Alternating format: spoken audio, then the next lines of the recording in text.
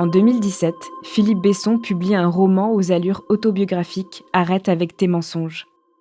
L'histoire d'un auteur qui, un jour, croise dans le hall d'un hôtel une silhouette familière. Cette silhouette, c'est celle de son premier grand amour, Thomas. Ensemble, ils ont vécu leurs premiers émois, mais cette relation était trop lourde pour Thomas, qui choisira une vie familiale hétérosexuelle.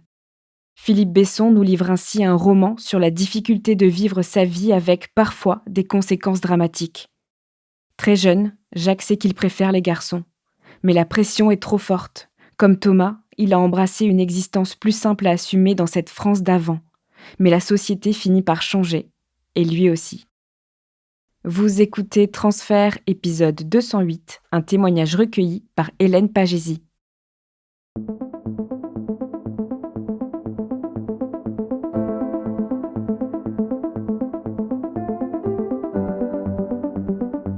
Je suis né en 1948. Mes parents habitaient dans l'est de la France, dans un petit village de Haute-Marne. Quand je suis petit, j'aime jouer avec les enfants de l'école, des filles et des garçons. Et j'ai remarqué à ce moment-là que j'avais une attirance pour les garçons de mon âge.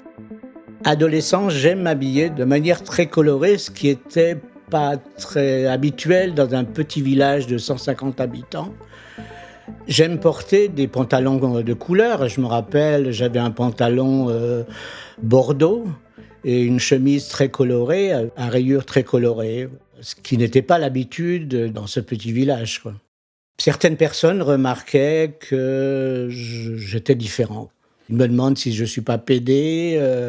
À ce moment-là, j'ai honte quand les personnes m'insultent. Je préfère me mettre à l'écart. Mais je ne cherche pas à changer, quoi. C'est ma façon de vivre. Vers l'âge de 18-19 ans, je suis parti faire mon service militaire. Pendant ma période de service militaire, j'étais entouré par des hommes. J'ai des attirances pour certains, mais bon, je n'ai jamais osé franchir le pas, quoi. Je ne cherchais pas à avoir de relations. J'ai certaines remarques à ce moment-là. J'ai des gradés, certainement qui avaient aperçu mon comportement et qui me faisaient des remarques par rapport à ça. Jusqu'à l'âge de 18 ans, j'avais des petits copains, mais j'avais aussi des petites copines avec qui j'aimais bien danser, flirter. Quand je rentre du service militaire, mes parents et ma famille m'ont dit il faut faire comme tes frères et sœurs, il faudrait penser à te marier. Alors, je cherche du travail à Strasbourg. Je commence à travailler à la SNCF à Strasbourg et je rencontre des personnes qui travaillent avec moi, qui ont mon âge. Et ils me proposent de faire un voyage avec eux. Donc, ils allaient à Lourdes. C'était des gens très croyants. Et ils me proposent de les accompagner à Lourdes pour faire le pèlerinage, quoi. J'ai en charge un groupe de jeunes adolescents. Je remarque que cette jeune fille, elle venait en vacances, quoi. Elle venait pas pour faire un pèlerinage. On a sympathisé. Je suis reparti dans ma famille après le pèlerinage. Pendant 1 an, plus de nouvelles. Je pensais pas que ça pourrait déboucher sur une relation plus importante, quoi. Quand je rentre chez mes parents, ils continuent de me parler du mariage, comme mes frères et sœurs.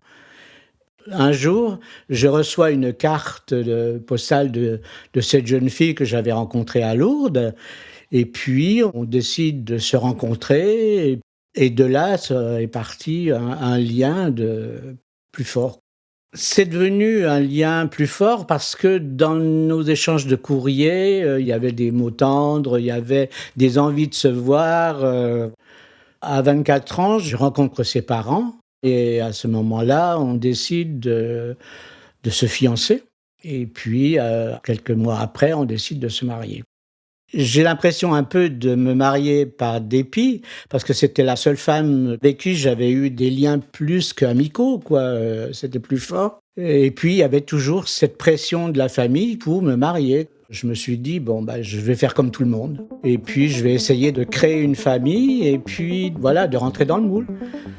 Mais au fond de moi-même, j'avais quand même toujours cette envie de rencontrer des hommes, quoi.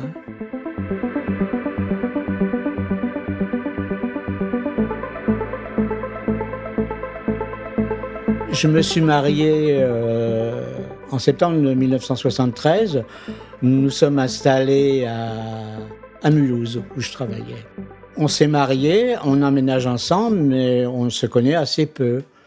Je me rends compte très rapidement que la relation ne fonctionne pas. On a des manières de vivre totalement différentes. Sur nos sorties, sur notre manière de vivre, elle habitait à la campagne, nous habitions en ville, c'était complètement différent. À ce moment-là, lors de nos disputes et lors même de nos discussions, elle parlait de partir, mais elle apprend très rapidement qu'elle est enceinte. Mon premier garçon est né au mois d'octobre l'année suivante. Moi, je suis très heureux d'avoir un garçon et puis d'avoir un enfant, quoi. Avant d'être marié, je pensais pas avoir des enfants. Les relations que j'avais avec les hommes pendant mon adolescence, j'ai jamais pensé construire une vie avec un homme à ce moment-là. Parce qu'on n'en parlait pas, ça ne se faisait pas, bon, c'était pas d'actualité. Bon, la vie continue et 7 ans après, nous avons une petite fille qui n'était pas désirée par ma femme. Elle ne souhaitait pas avoir un deuxième enfant. Avec ma fille, les liens ont été très, très forts déjà dès le début. Bon, avec mon fils aussi, j'aimais bien m'occuper de lui. Je l'ai suivi dans ses études, dans tout ce qu'il faisait. Ma fille, c'est un autre lien, quoi, on va dire. C'était pas un lien spécial, c'était un autre lien. Voilà, je m'occupais beaucoup plus d'elle, j'étais plus proche d'elle, quoi. Dans son adolescence, nous sommes très proches, nous sommes des confidents, quoi. Elle me raconte ses petites histoires d'amour, elle me raconte tout ce qu'elle fait et moi j'essaye de la soutenir le plus possible, quoi. Quand mes enfants sont encore à la maison, j'ai eu des moments agréables, avec eux, pour préserver ma famille, je décide de mettre de côté mon homosexualité. C'est très frustrant parce que c'est enfoui, les idées reviennent.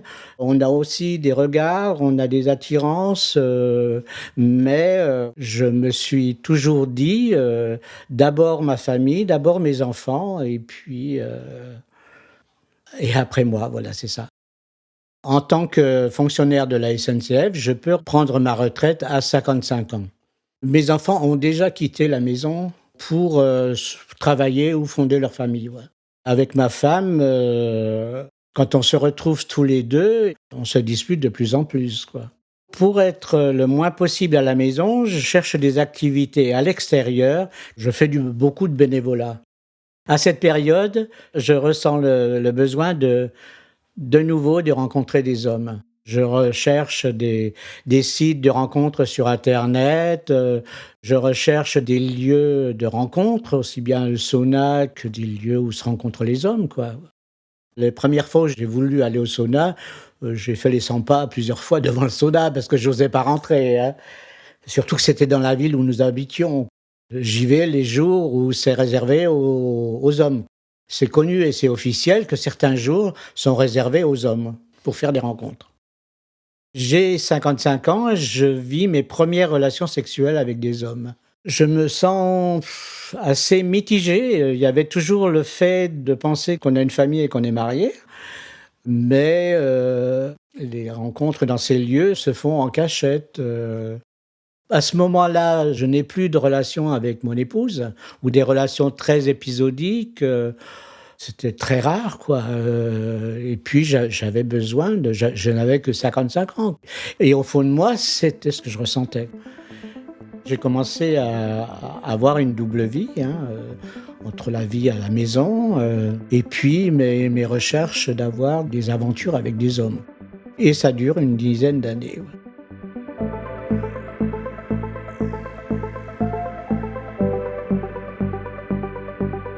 Nous sommes à la maison, ma femme me surprend à regarder un site de rencontres pour hommes. Donc elle me demande tout de suite: «Mais tu n'es pas pédé, par hasard?» Je dis: «Oh non, non, non, je regarde, c'est tout», J'ai pas envie de lui dévoiler que je recherche des relations avec des hommes. Les sites de rencontres me permettent de lier des amitiés avec des hommes et particulièrement avec un Bah, il habite à l'étranger, donc nous parlons de nos vies quoi, de notre façon de vivre, puis de notre homosexualité. Dans les moments où il travaillait, il me disait qu'il était étudiant. Je lui dévoile que je suis marié, que j'ai des enfants, mais que j'ai des relations homosexuelles, voilà. Un jour, dans nos discussions, il m'apprend que ses parents l'ont mis, dehors et qu'il a besoin d'argent. Il me demande de lui envoyer de l'argent. Je n'avais pas envie d'envoyer d'argent à une relation, quoi, à un inconnu.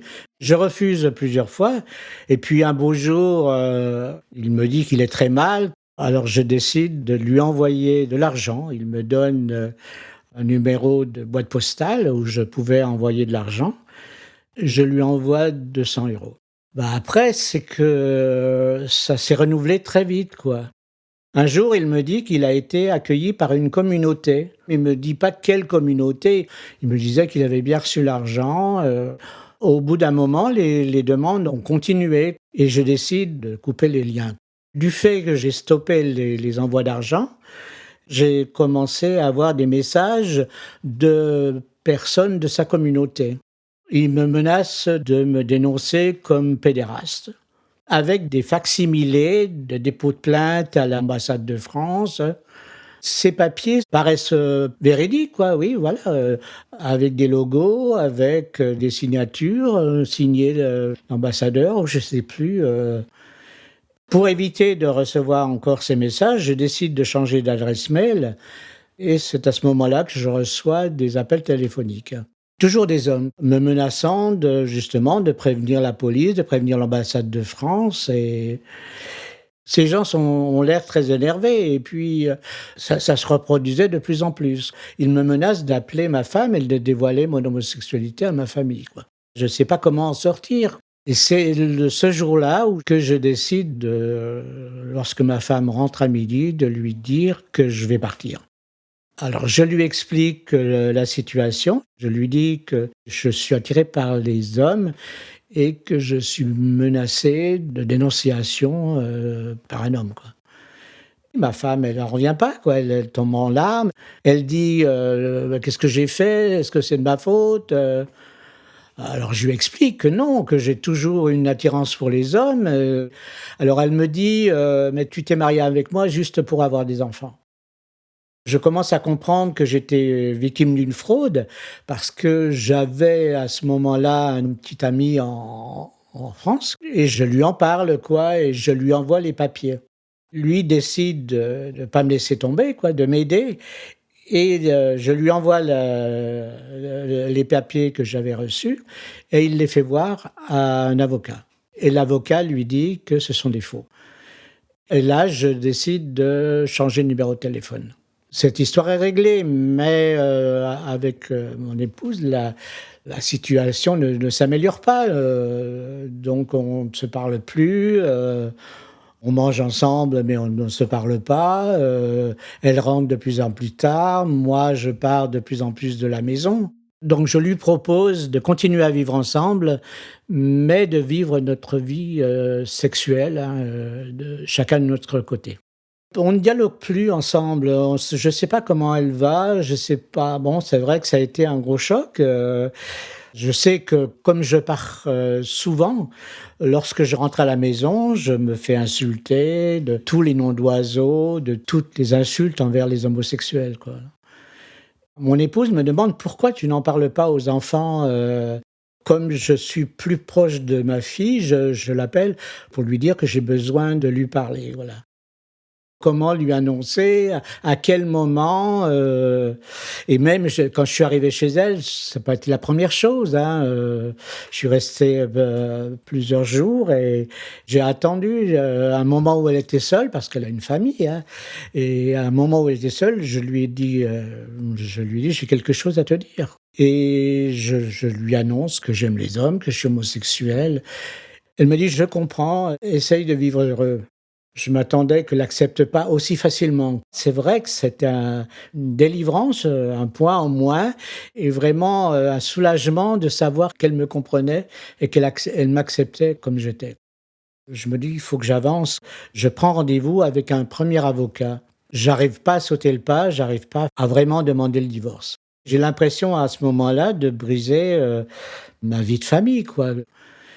Je culpabilise parce que la situation, à la maison devient de plus en plus tendue, je me sens mal dans ma peau, je commence à faire de la dépression. J'arrive pas à assumer, la vie que je vis à ce moment-là. Un beau jour, je suis parti en ville. Bon, je remarquais que les gens me regardaient un peu bizarrement, quoi, je marchais comme ça un petit peu, dans les nuages pour prendre l'air et je passe dans un parc et je m'assois, sur un banc et je regarde mes pieds et je me suis aperçu que j'avais mis des chaussures différentes. Alors là, j'ai paniqué, quoi. J'ai paniqué, je suis rentré à la maison, je me suis écroulé, en appelant ma mère, hein, qui était décédée. Là, j'ai dit: «Viens à mon secours», quoi, avec l'envie de me suicider.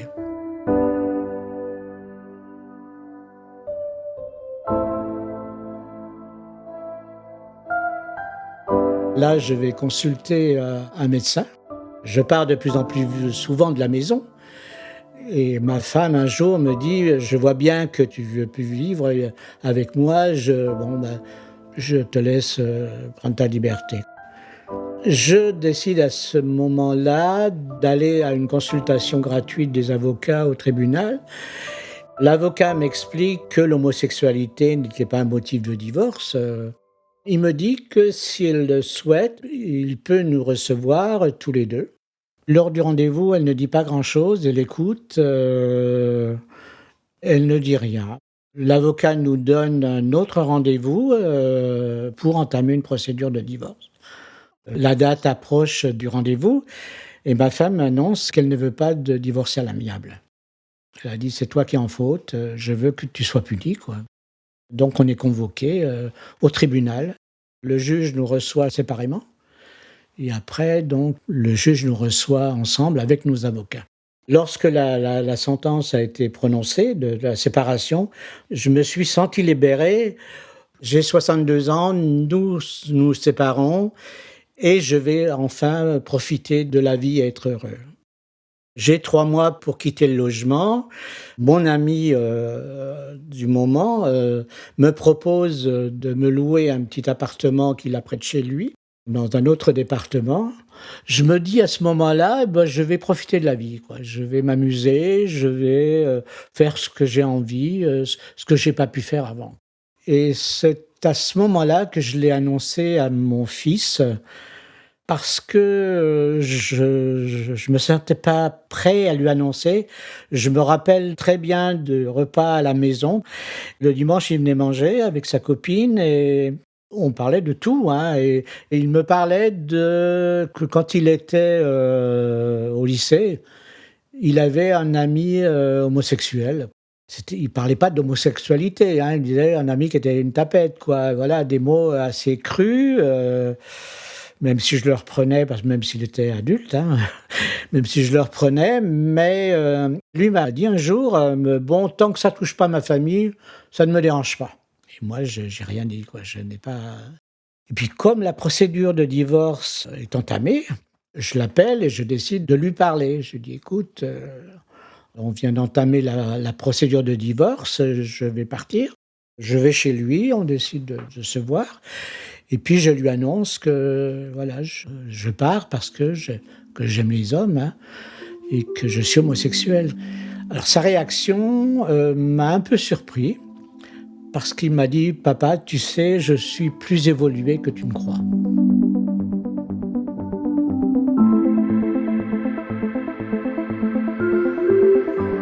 Quand le divorce est prononcé, à mes torts, plusieurs de mes frères et sœurs m'ont tourné le dos. Et puis, il y a aussi une chose à ce moment-là, c'est que je me suis mis un petit peu en retrait. Je m'isole un petit peu, quoi. Je me mets un petit peu en retrait, je cherche plus à avoir des contacts réguliers avec ma famille. J'avais l'impression qu'ils ne m'acceptaient pas comme j'étais. Je vis seul 1 an et demi, auprès de l'ami, qui n'est plus un ami, intime, mais qui est resté un ami proche. Et un jour, en dialoguant sur Facebook, j'ai commencé à discuter avec un homme. On s'appelle et puis, on décide assez rapidement de se rencontrer. Et lui habite à Marseille et moi j'habite donc, dans les Vosges. C'est à ce moment-là que je décide de venir m'installer avec lui à Marseille et je déménage au mois de juin de l'année suivante, quoi. Déjà à Mulhouse et dans les Vosges, je faisais partie de l'association David et Jonathan, qui est une association pour les personnes homosexuelles pratiquantes, hein. Quand je déménage sur Marseille, il y a un petit groupe qui s'est mis en place, mais je rencontre une autre association qui existe et qui s'appelle Grey Pride. Alors Grey Pride est une association pour les seniors LGBTQIA, on appelle ça aujourd'hui, hein, tous les genres de l'homosexualité. Ça me plaît beaucoup. Je commence à intégrer l'équipe, je commence à m'occuper de toute la partie convivialité, repas, balades, sorties. En allant dans ces associations-là, je prends plus de confiance en moi sur les questions d'homosexualité et j'affirme vraiment que je suis homosexuel, que je me sens bien et puis je m'aperçois que ça fait du bien à d'autres, quoi. Chez les seniors homosexuels de tous les genres, il y a beaucoup de solitude, surtout après 50 ans. Beaucoup n'ont pas de vie de famille, quoi, ils n'ont pas été mariés. Donc ils ont besoin de se retrouver, de se rencontrer, et puis de partager des moments. Souvent ils ne sortent pas, quoi, ils n'en parlent pas. J'ai eu toujours envie de faire la marche des fiertés, de voir comment ça se passait. Alors mon ami, lui, avait l'habitude de faire, les marches de fierté et puis, voilà, de fréquenter des lieux homosexuels, hein, voilà. On décide ensemble d'aller faire ma première marche des fiertés, à 70 ans, voilà, j'ai participé à ma première marche des fiertés. C'est vrai que c'est beaucoup de jeunes, mais bon, ça faisait du bien puisque bon, mon ami connaissait beaucoup de personnes, il avait l'habitude de la faire, les années précédentes, hein, et bon, ça s'est bien passé. En février 2020, nous sommes venus nous installer à Saint-Brieuc avec, mon compagnon. Je commence à contacter l'association qui existe.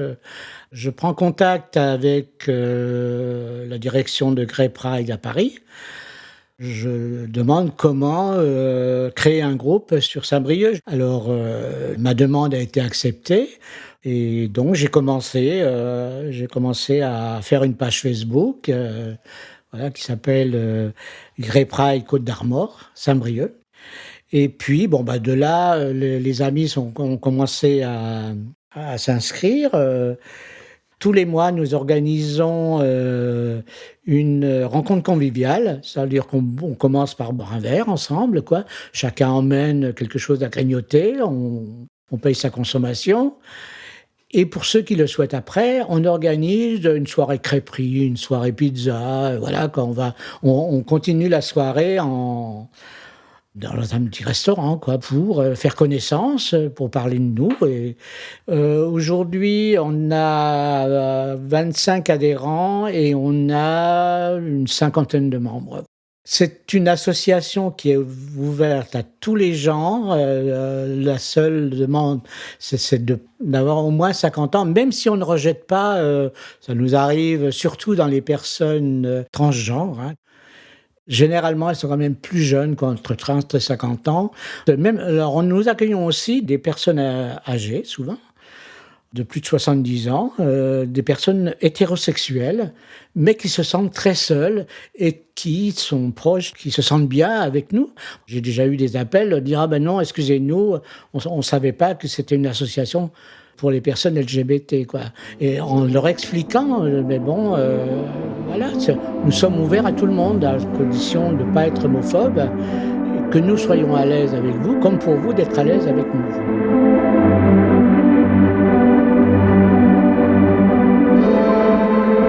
Les frères et sœurs qui m'avaient tourné le dos au moment de ma séparation, aujourd'hui, nous avons repris contact, des contacts normaux. On se voit, on s'appelle. Ils acceptent mon compagnon et nous nous rencontrons régulièrement. Ma fille, lors de ma première visite après l'annonce, Je lui ai demandé si je pouvais venir avec mon amie, elle n'a pas refusé. Elle m'a dit: «C'est trop tôt». Mais encore aujourd'hui, c'est trop tôt. Et si je voulais aller la voir, il fallait que j'y aille tout seul. L'an dernier, ma fille m'appelle au téléphone, elle me dit: «Bah, écoute papa, je suis pas très loin, je suis à Saint-Malo, est-ce qu'on peut passer te voir?» Alors moi, je lui dis: «Bah, oui, oui, il y a pas au contraire, il y a pas de souci, hein, tu peux passer me voir». Mais je lui dis: «Par contre, si tu viens le week-end, mon compagnon est avec moi, quoi». Alors, «Non, non, non, mais on veut pas venir le week-end parce on a déjà quelque chose de prévu, de aller au Mont-Saint-Michel et puis, je dis: mais pour lundi, si tu veux». Alors je lui dis: Ouais, bon, il y a pas de souci, mais il y a aussi un mais, c'est que tous les jours je déjeune avec mon ami en ville et qu'à midi on se retrouve pour manger». Alors, un petit moment de réflexion et puis elle me dit: «Oh, bah, écoute, bah, c'est d'accord». Bon, ils sont arrivés dans la matinée, ils sont venus, voir où j'habitais, et puis à l'heure du repas, on était mangé dans une crêperie à Saint-Brieuc et mon ami est arrivé, quoi. Ça a pas été, les embrassades, hein, ça n'a pas été un bel accueil et le contact s'est passé, quoi. Moi je sais que mon petit-fils a sympathisé très vite avec mon compagnon parce que c'est vrai qu'il y a longtemps qu'il en parle. Pour lui, il le considère un petit peu comme son petit-fils, quoi. Après le déjeuner, il est reparti travailler et puis, bon, alors après, je les ai emmenés visiter un petit peu les alentours, quoi et puis ils sont repartis le soir. Moi, j'aurais pu penser qu'on aurait eu des possibilités de se voir, ou bien d'être plus proches, mais, quand je l'appelle au téléphone ou qu'elle m'appelle, elle ne me parle jamais de lui, mon compagnon, voilà, ouais.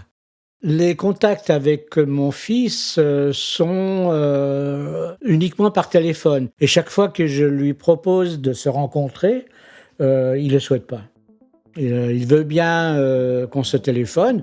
On se téléphone, pour la fête, mais, alors on a un dialogue qui peut durer 1 heure, hein, voilà, on se raconte tout, mais il ne souhaite pas qu'on se rencontre, physiquement.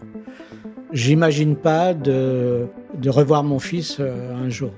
C'est un peu difficile, en pensant que jusqu'à temps que je sois parti, je ne le reverrai pas, quoi.